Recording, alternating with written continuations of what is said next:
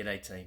Not so long ago, a company called Keltec did some research and they estimate that we can think at about 10 bits per second, but that our nervous system is potentially handling up to 1 billion bits of information per second.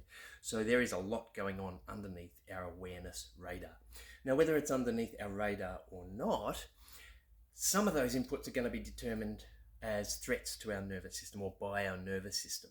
So if you can imagine us, say, having a bucket, and those threats accumulate in that bucket, or some of the threats are really big so they fill it right up to the top, any more negative inputs are going to spill over into some negative outputs. Things like chronic pain, things like restricted movement, things like dizziness. What else have we got? It could be fatigue, brain fog, illness, altered moods, anything that's going to stop us interacting with more threats to try and keep us safe. We're pretty amazing.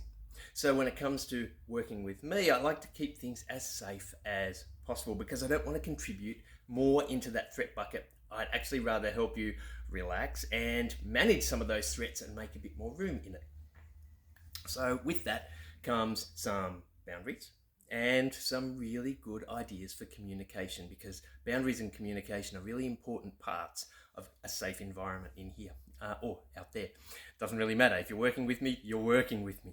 So when it comes to boundaries, you'll have your own, but boundaries I bring into the space include that I won't tolerate any violence, aggression, or disrespect, and I won't contribute to those either.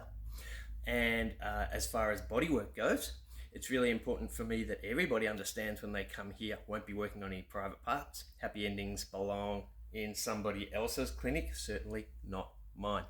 And also, at any given moment, if a no comes up, it's going to be treated as a hard no. And I would like you to take any no's from me as a hard no. So that could be a no just for now, because I'm working on something and it's a bit sore, or just feels a bit icky today. Maybe next time that'll be fine. Or it could be a no that is just something, I can't stand people touching my feet or whatever it is, and it's always going to be a no.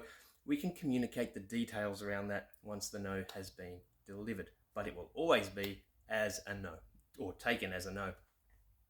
When it comes to communication, by communicating openly, we can stick to those boundaries, and we can also make sure that treatments are tailored for you, because that's what it's all about, supporting you. So if I'm working away, I'm going to assume a yes, because you've entered into an agreement with me to utilize my skills to make you feel better. And you can throw up a no if the yes isn't working for you. But within that frame of yeses assumed, if I'm working away and something's not quite right, I don't want you to slip into tolerating it. I want you to feel confident to communicate with me and adjust it. So if I'm in the ballpark or the principle's right, but it's not quite there, and you want it faster or slower or deeper or lighter or a bit to the left or a bit to the right, feel really confident just having that conversation with me so I can tailor everything as well as I can to you.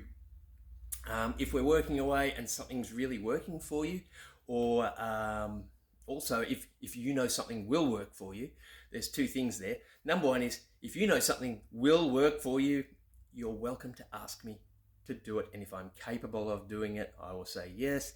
And I reserve the right to say no if it doesn't fit in my space of comfort. And also, if something is working for you that we're doing, you can ask for more. So don't hold back. It's one of those things where when we work together, it's got to be safe, but also we need to feel comfortable to communicate and comfortable to let things flow. Anyway, that's enough for me for today. Catch you later. Bye-bye.